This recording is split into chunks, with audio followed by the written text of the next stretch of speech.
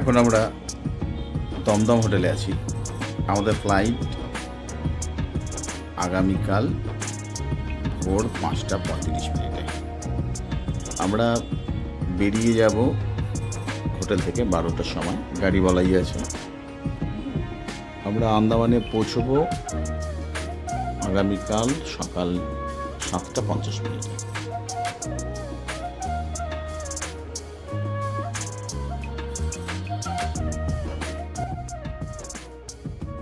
Port Blair, Andaman. Andaman যাওয়ার ইচ্ছে কিন্তু আমাদের প্রায় সকলেরই রয়েছে, কিন্তু কি করে আপনার এই স্বপ্নকে আপনি বাস্তবায়িত করতে পারবেন, আমাদের আজকের ভিডিওতে সেই নিয়ে বিস্তারিত আলোচনা করব।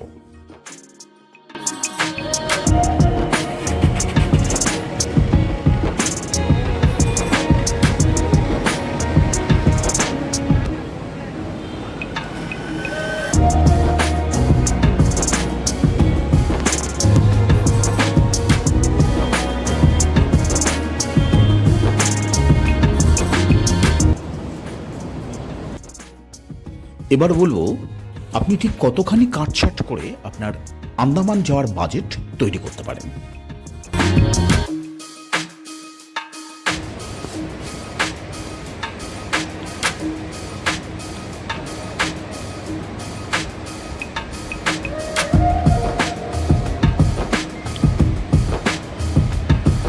আন্দামান যাওয়ার দুটো রাস্তা আছে, একটা হচ্ছে জলপথ বা জাহাজে চেপে যাওয়া, আর অন্যটা হচ্ছে বিমানপথ। জলপথে আপনার ভ্রমণের খরচ কিন্তু অনেক কম হবে এবং সেটা হবে অনেক বেশি রোমাঞ্চকর, কিন্তু এর ধকল কিন্তু অনেক বেশি। বরং বিমানপথে ভ্রমণ অনেক বেশি কমফোর্টেবল।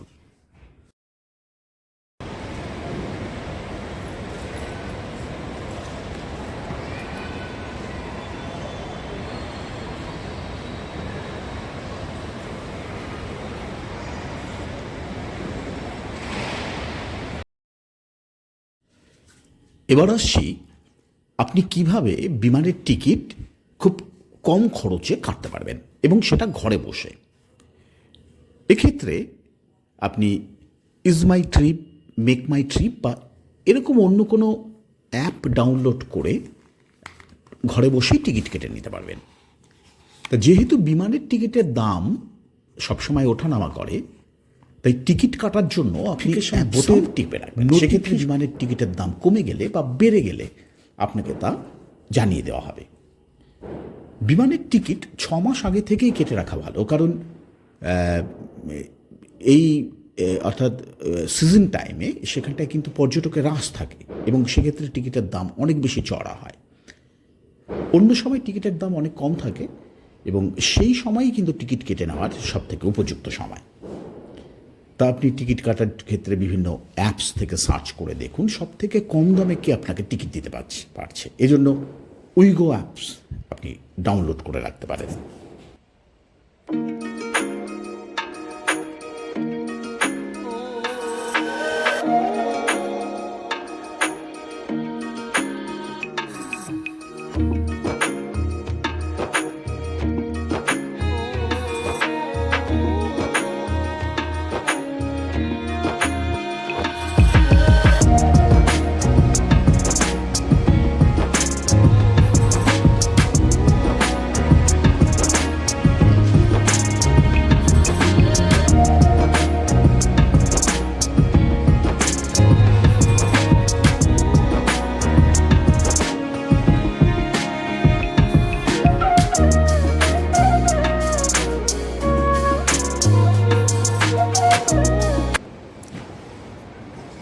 ধরুন আপনি কলকাতা থেকে পোর্ট ব্লেয়ার পর্যন্ত যাচ্ছেন।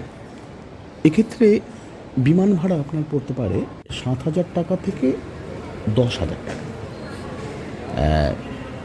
আবার যদি আপনি 6 থেকে 8 মাস আগে প্ল্যান করেন, তাহলে এর থেকেও কমে আপনি টিকিট কাটতে পারবেন। তা আপনি যদি মাথাপিছু 7,000 টাকা করে টিকিট কাটেন, তাহলে আপনার রাউন্ড ট্রিপ কিন্তু দাঁড়াচ্ছে মাথাপিছু 14,000 টাকা।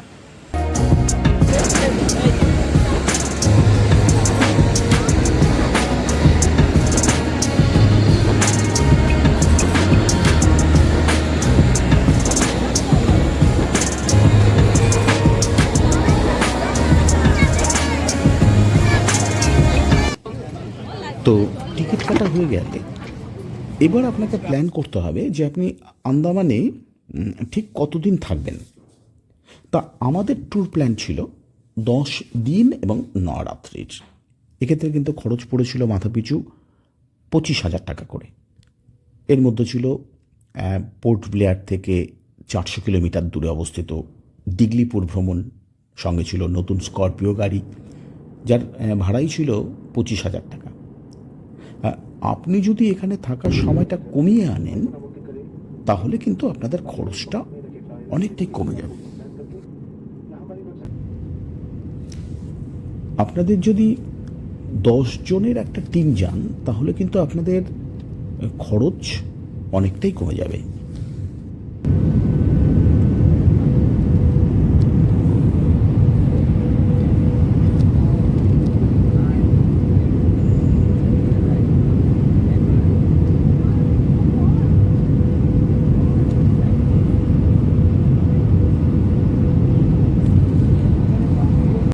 আপনার টিকিট কাটা হয়ে গেলে এবার আপনাকে ঠিক করতে হবে যে আপনি কোনো ট্যুর এজেন্সির মাধ্যমে ভ্রমণ করবেন নাকি নিজেরাই ট্যুর অপারেট করবেন।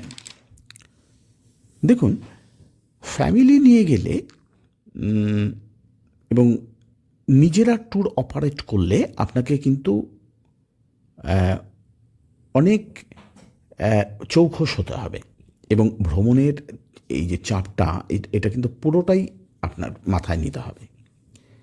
এক্ষেত্রে সঠিক সময়ে সঠিক হোটেল বুকিং, গাড়ি ভাড়া করা, জাহাজ ভাড়া, এগুলো কিন্তু সমস্ত আপনাকে সময় মতো করে নিতে হবে। এক্ষেত্রে একটু গরমিল হলেই কিন্তু ভ্রমণের আনন্দ সম্পূর্ণ মাটি হয়ে যাবে। তো অনেক সময় এই জাহাজের সময় পরিবর্তিত হতে পারে। এ সময় অন্য জাহাজ বুক করে নেওয়া, সঠিক সময়ে সঠিক তথ্য সংগ্রহ করা, এটা যদি পসিবল হয় তবে আপনি নিজে নিজেই ট্যুর প্ল্যান করে হোটেল, জাহাজ এ সমস্ত বুকিং করিয়ে নিতে পারেন। আর সেটা যদি সম্ভব না হয় তাহলে কিন্তু আপনাকে ট্যুর এজেন্সির সাহায্য নিতেই হবে।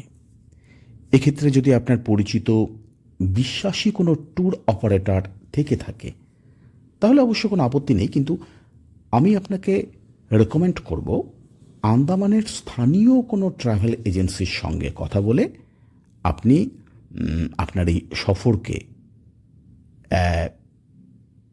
নির্ঝঞ্ঝাট করে তুলুন।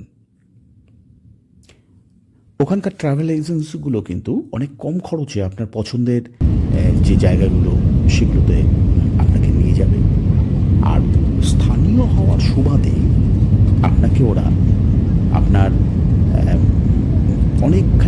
অনেকটাই ভালো পরিষেবা আপনাকে দিতে সক্ষম হবে।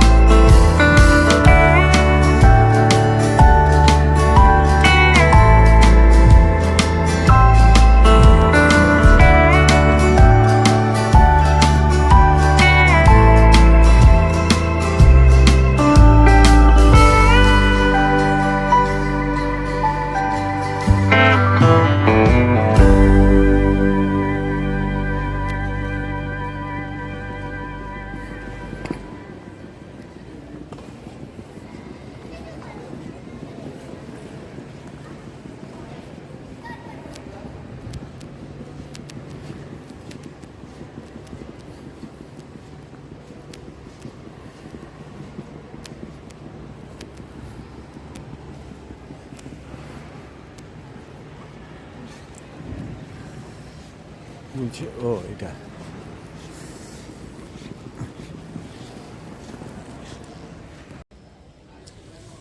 তবে যে যাই বলুক না কেন, আন্দামান ভ্রমণের খরচ কিন্তু একটু বেশি।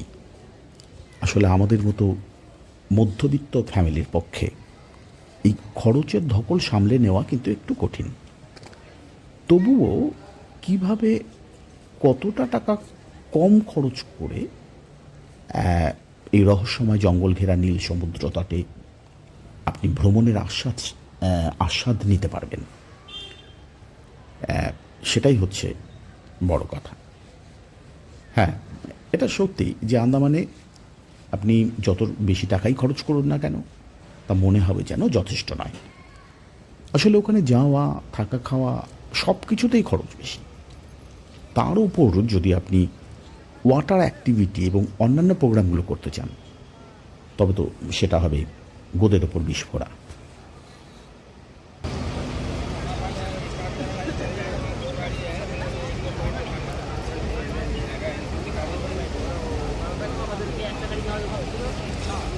আপনারা যদি আন্দামানের হোটেল বুকিংগুলো অনলাইনে না করে সেটা নিজেরা ফোন করে বা কাউকে দিয়ে হোটেল বুক করান, তাহলে কিন্তু অনেকটাই কম, হোটেল ভাড়া অনেকটাই কম পড়বে।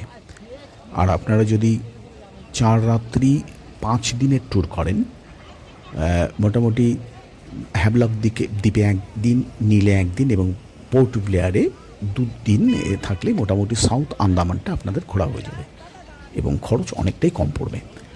আর মিডল আন্দামান এবং নর্থ আন্দামান এই দুটো যদি আপনাদের ভ্রমণের আওতায় রাখেন, তাহলে কিন্তু দিনের সংখ্যা যেমন বাড়বে, খরচের পরিমাণটাও সেই অনুপাতে বাড়তে থাকবে।